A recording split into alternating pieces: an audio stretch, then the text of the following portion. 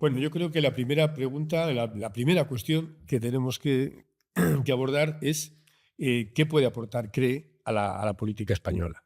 Estamos en un momento en el que hay tal polarización, esa palabra se ha puesto de moda, tal polarización política que los partidos, las opciones, parece que más que votantes, lo que tienen son hinchas. O sea que precisamente es un momento en el que hay gente que cree de una manera ciega o que actúa como si creyera de una manera ciega votando unas siglas. Bien, en ese sentido, claro, cree, por un lado, a mí me gusta el nombre en el sentido de que es un partido que nos devuelve bueno, las ganas de tener fe en una opción, ¿no? Pero también, exige también creer en el sentido común, creer en algo que merece la pena. Yo, no sé, os pediría a los dos que especifiquéis un poco, en un momento además en el que, no sé si estáis de acuerdo conmigo, pero prima mucho la ideología en algunos sectores de la política española, y una ideología que nos hace tontos. Quiero decir que frente al sentido común, frente a las soluciones pragmáticas, de repente se impone el criterio ideológico por encima de todo, ¿no? Bien, en ese sentido, a ver, ¿qué puede aportar? ¿Qué cree? Pues precisamente creo que has dado en el clavo. O sea, CREE básicamente aporta esa esperanza a que el servicio público esté destinado en función del sentido común y no de ciertas ideologías, de derechas, de izquierdas, de ciertos bandos que han estado toda la vida persistiendo día tras día hasta el momento de día de hoy, que esto está extremadamente polarizado, y que el futuro que vemos nosotros viene en base al pragmatismo, a ideas, a soluciones concretas, a problemas concretos, no de si tú eres de derechas me creo lo que te digo o si eres de izquierda me creo lo que te digo, ¿no? Entonces, al final, este modelo dual que nos han intentado convencer, hemos venido a combatirlo en base al sentido común, a propuestas, ya te digo, concretas ante problemas concretos. Juan Ignacio. Bueno, yo creo que, como dice Manu, lo que queremos es volver a la política, de verdad. Es decir, no lo que ahora hay, que se viene denominando política, que está basada simplemente en las trincheras de bandos, ¿no? La política al final tiene que ser diálogo para el consenso o, en su caso, para llegar a una diferencia irresoluble que tendrá que solucionarse mediante una votación democrática. Y esto es lo que es la política. La política es también ceder, no en tus principios ni en tus valores fundamentales, pero sí en aquellas cuestiones que te permitan convivir con personas que piensan diferente que tú. Y esto es algo que en la política actual no se está dando. Lo que estamos viendo es simplemente una confrontación, un grito constante y un ruido absoluto entre dos bandos que además se muestran irreconciliables y que están conduciendo a la sociedad a tener que ver a tu vecino como también un enemigo, ¿no? Y eso es lo que hemos dicho, hasta aquí hemos llegado. No podemos seguir en este modelo cuando además las encuestas que se hacen en España es que la gran mayoría de la ciudadanía se ubica en un espacio moderado, en un espacio de consenso, en un espacio de diálogo, y sin embargo sus políticos no lo están y por lo tanto no lo representan. Lo que queremos hacer desde CREE precisamente es representar esa opción moderada de reforma, de hacer funcionar aquello que no funciona y de aquello que funciona hacerlo funcionar mejor. Bueno, siguiendo un poco en esa dirección, entraríamos en la bandera reformista. Es decir, que a mí es uno de los grandes valores que tiene CREE, me parece que es precisamente ese, el presentarse como un partido reformista. Sobre todo en un momento en el que las opciones que se nos proponen son o bien la ruptura con el sistema o bien el continuismo, ¿no? Continuismo frente a ruptura. Bueno, pues hay una tercera vía. Hay una tercera vía que es la reforma y no sé, os voy a plantear si ese reformismo se limita a los desvaríos que ha tenido la política española en los últimos años o si va mucho más lejos. Yo, en mi opinión, desde luego, creo que el origen está en el comienzo en el comienzo de la etapa democrática. Es decir, que hoy se habla mucho, se utiliza mucho, y pongo un punto de los que podemos tratar, pero es lo de la colonización de las instituciones. Yo, en mi opinión, creo que todos los presidentes que ha tenido España, todos los presidentes de gobierno, han tratado de colonizar las instituciones colocando a su gente. Es decir, que ha sido un vicio básico de origen. Incluso, bueno, pues sustraerse al control del Parlamento, de la vida parlamentaria, sustraerse al control del poder legislativo, ¿no? Y hacer válido algo que no contempla la Constitución, que es el mandato imperativo, es decir, que el obligar a todos los diputados de un partido a hacer lo que la consigna que viene de la cúpula y que viene del jefe. Bueno, esto hace que al final los representantes electos no tienen que dar cuentas al quienes ha elegido, sino que dan cuentas solamente a su jefe y a los que dirigen, ya digo, la cúpula de los partidos, para poder estar luego en las listas y para que no se les excluya de ellas. A ver, me gustaría que concretarais un poco eso, en qué sentido se puede reformar el sistema político español. Pues mira, te lo digo muy claramente. Veo dos reformas fundamentales que creemos que desde CREE que hay que hacer. Una de ellas es levantar alfombras como si hubiera un mañana. Esto que es de mi amigo, como eres mi amigo, te pongo aquí, pero si no has estado una cosa relacionada con lo que estás haciendo en la vida, no tiene ningún sentido. No sé cómo hemos llegado a permitir esto. Después de 50 años que la Constitución permitía salir de una situación tremendamente compleja, creo que hemos llegado a que el alumno más ventajado de la situación actual, que es Pedro Sánchez, después de todas las fechorías que se ha hecho, tanto el Partido Popular como el Partido Socialista a lo largo de la historia, pues ya es el máximo exponente de cómo se coloca a tu gente y demás, ¿no? Entonces, lucha contra la corrupción. A mí no me vale decir que luchas contra la corrupción si luego rebajas la malversación, si luego no pones fondos para luchar contra esta propia corrupción. Y segundo, un acuerdo amplio, un consenso adecuado en todas las formaciones para llegar a un acuerdo casi a nivel constitucional, te diría, para llegar al punto más lejos. ¿Qué queremos como país? Aquí no se está planteando qué queremos como país, es qué queremos durante los próximos 4 años en función de los intereses de los políticos. Pues nosotros no creemos en esta forma de hacer política. Creemos que precisamente las reformas más necesarias que se necesitan, pensiones, que nadie quiere hablar de ello, pero vamos, un problemón como una casa, y hablando de casa, vivienda, las grandes reformas que necesitamos de educación, de sanidad, vienen en base a consensos. Necesitamos un nuevo acuerdo, una nueva plataforma que pongamos en marcha este país entre todos juntos, tender la mano al de al lado para mirar hacia un futuro en base a reformas, no en base a quién me dice qué o de quién proviene la idea. Esto es, ¿la idea es buena? Perfecto, hagámosla. ¿La idea es mala? Me da igual si eres de los míos, es mala la idea. Esta es nuestra filosofía de cómo hacer política.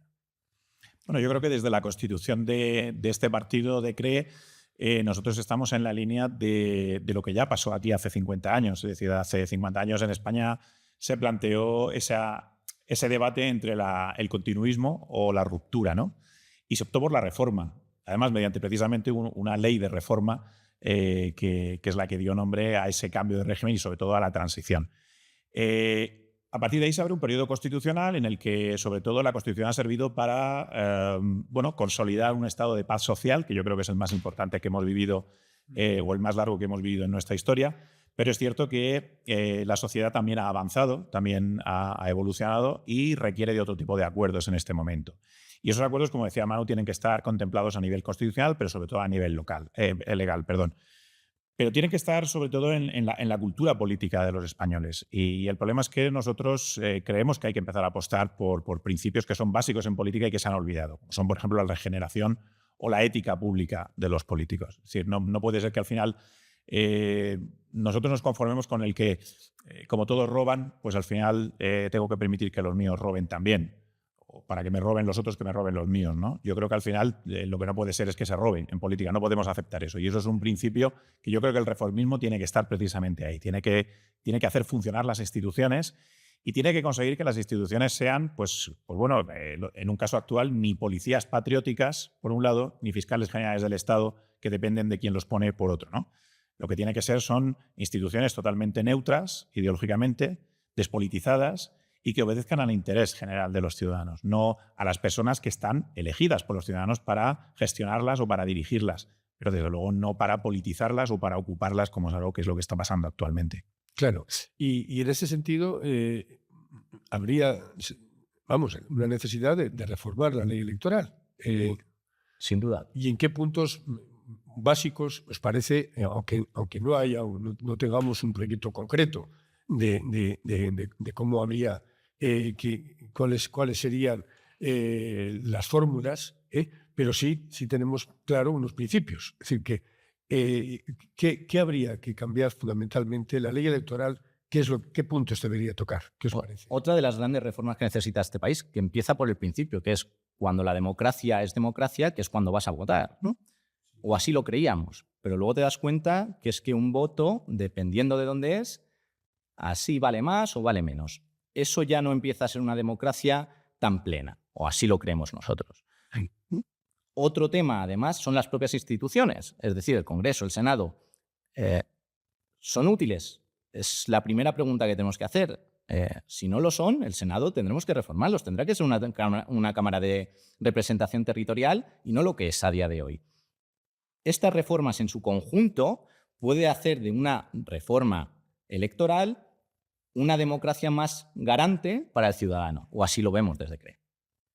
Sí, bueno, yo creo que, como dice Manu, la gran reforma pendiente en este país, pero además desde el primer momento en el que en el 78 se aprueba esta Constitución, especialmente encontrar un sistema electoral que obedezca a una verdadera representación de los ciudadanos de todo el territorio, ¿no? Y eso no sucede hoy, no sucede cuando hay partidos que necesitan 130.000, 140.000 votos para tener un diputado en el Congreso y, sin embargo, hay partidos en otras zonas que con 15 o 16.000 votos tienen un diputado. Y, por lo tanto, además pueden cambiar esas mayorías que dan lugar a gobiernos que luego son rehenes precisamente de esas negociaciones políticas en las que las mayorías se mueven en base a intereses de carácter territorial y no a intereses de los ciudadanos.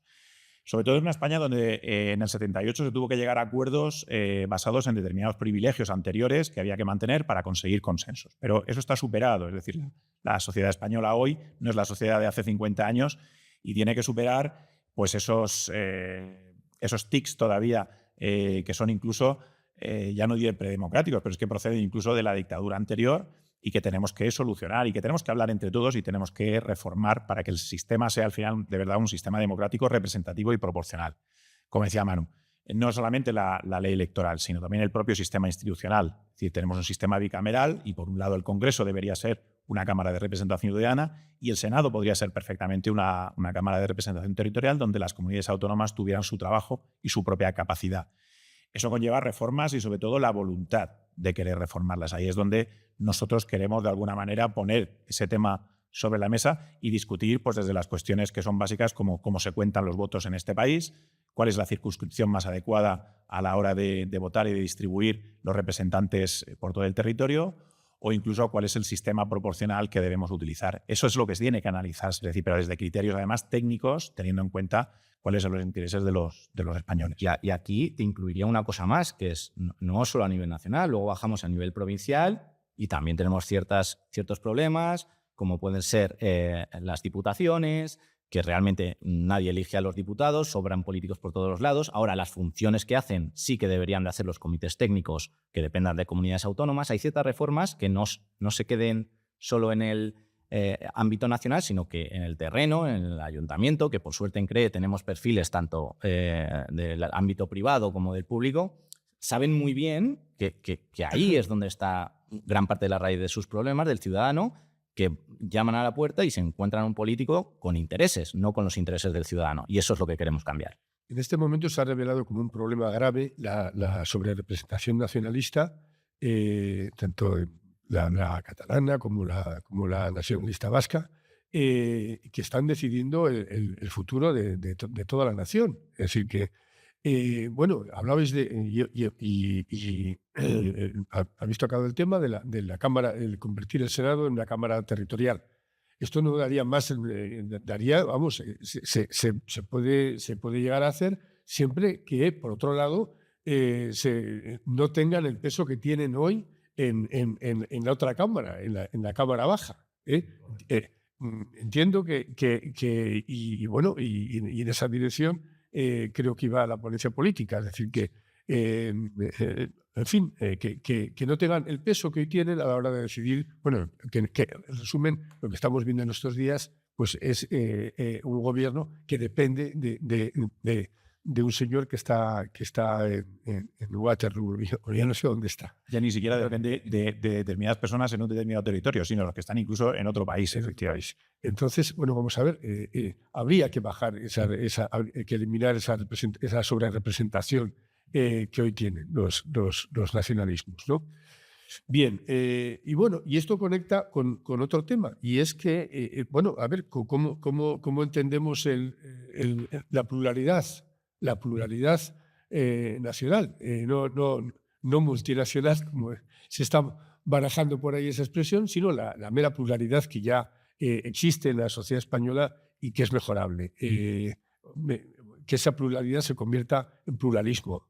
Bueno, pues os daría pie a que digáis qué es lo que se puede hacer en ese sentido, cómo se debe enfocar la política autonómica.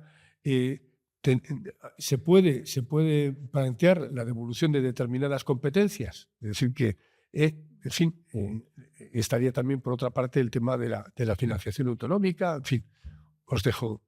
A mí me parece un concepto tremendamente clave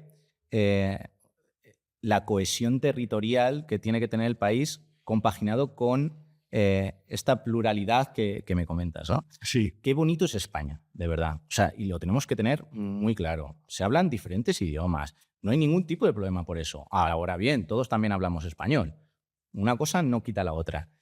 Y lo bonito que tiene eso es el potencial que tenemos. O sea, seamos orgullosos de tenerlo. Ahora, que un organismo catalán me diga qué es lo que tiene que hacer alguien en Cádiz, no le veo ningún sentido, por ningún lado, ¿no? Entonces, dentro de este acuerdo que decimos de grandes reformas, tiene que estar también el ámbito territorial, sin duda alguna.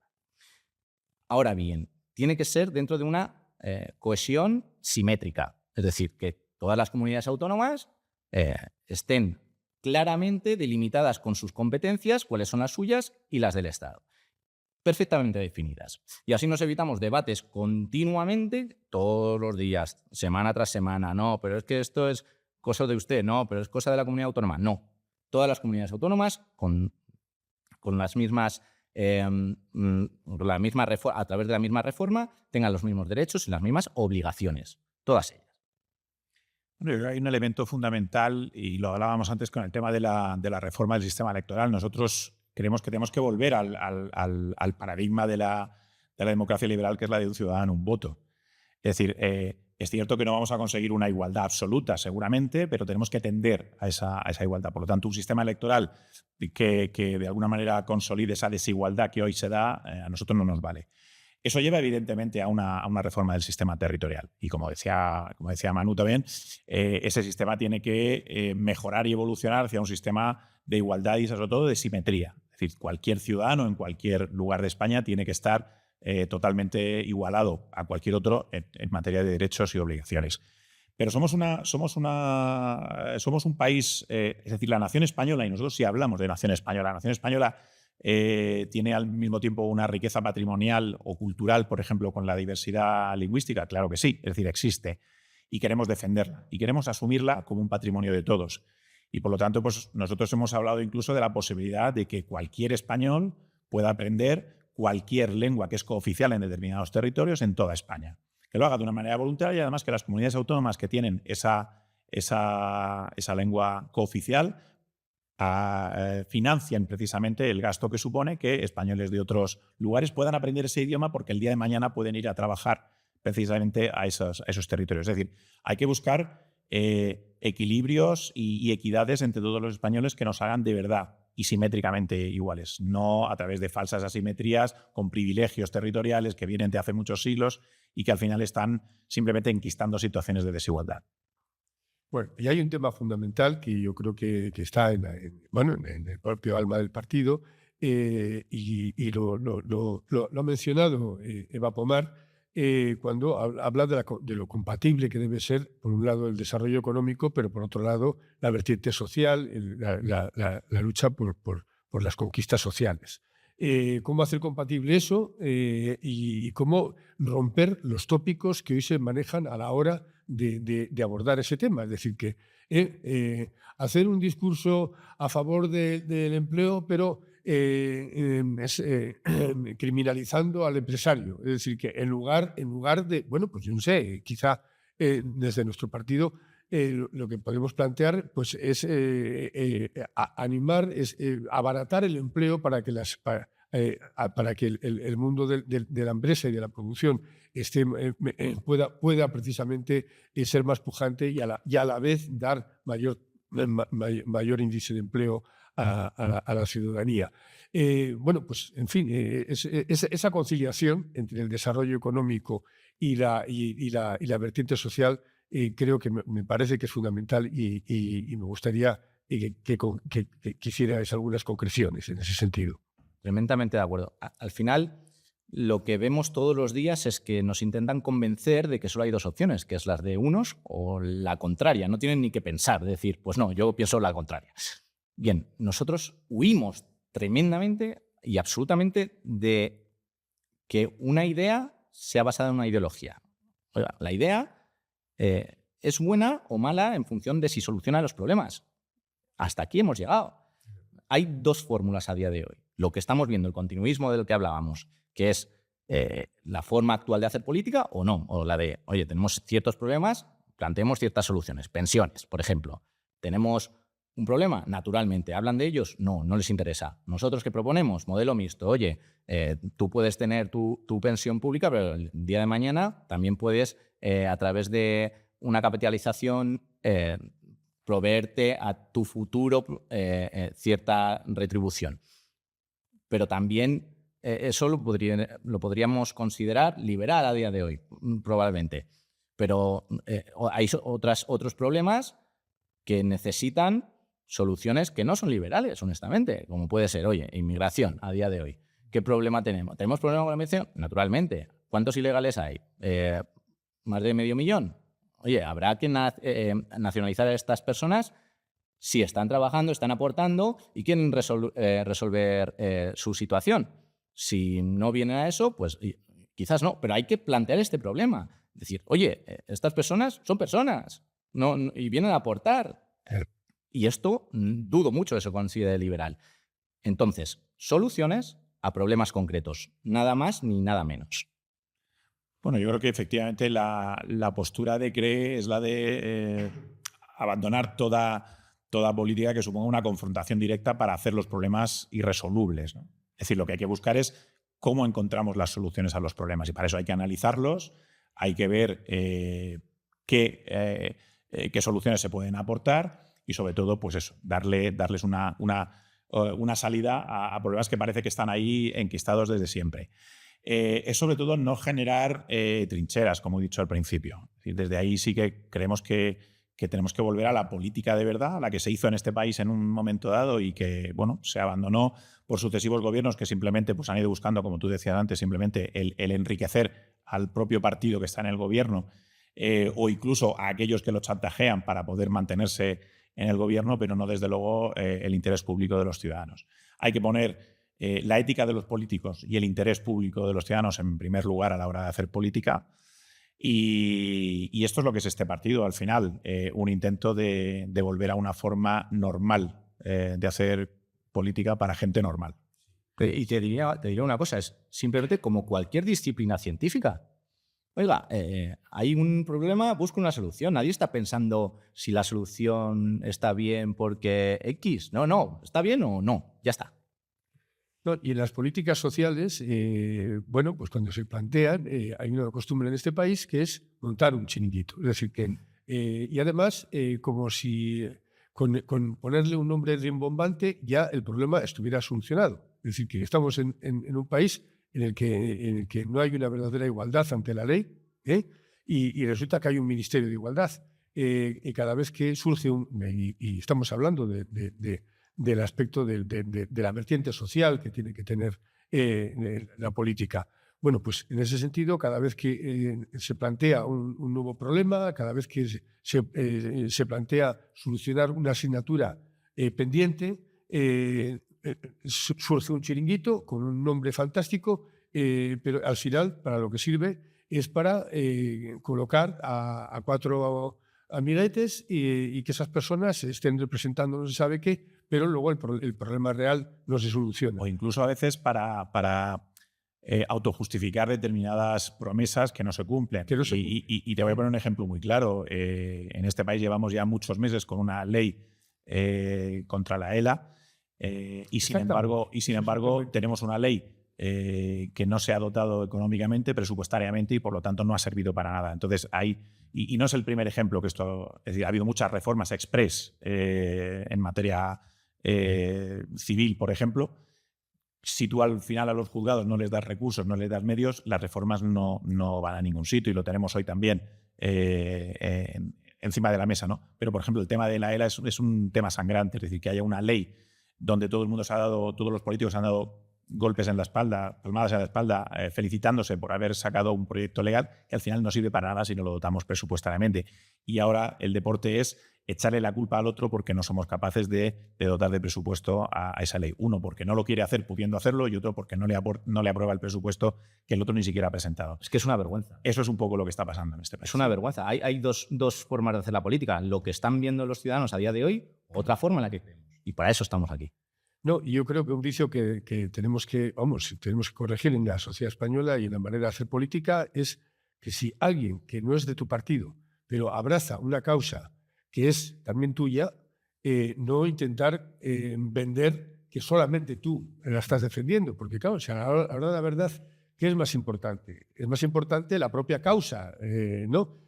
Claro, si lo que tú estás haciendo es estigmatizar al otro, que estaría dispuesto a apoyarla, pero para rentabilizarla tú, lo que vas a hacer es querer vender que el otro es un reaccionario y está totalmente en contra. Yo creo que esto, en fin, me parece que yo creo que un partido como el nuestro, pues a todo aquel que, aunque no sea al 100%, no esté de acuerdo con nuestro programa, pero que en determinadas banderas podamos coincidir, que sea bienvenido, ¿no?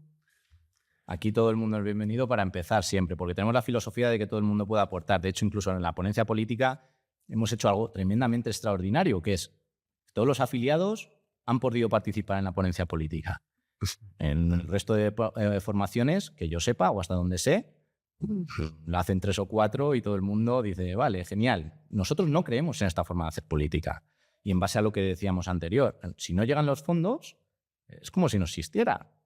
Y en base a la corrupción que preguntabas antes, de chiringuitos, etcétera, los denunciantes por corrupción, no hay fondos para luchar contra esto. No llegan los fondos para luchar, para soportar a esta gente que quiere denunciar por corrupción. Es increíble. Y nos tenemos que tragar que luchan por la corrupción. Hasta aquí hemos llegado, hombre. Hasta aquí hemos llegado. Bueno, pues yo creo que creemos en que... Pues muchas gracias.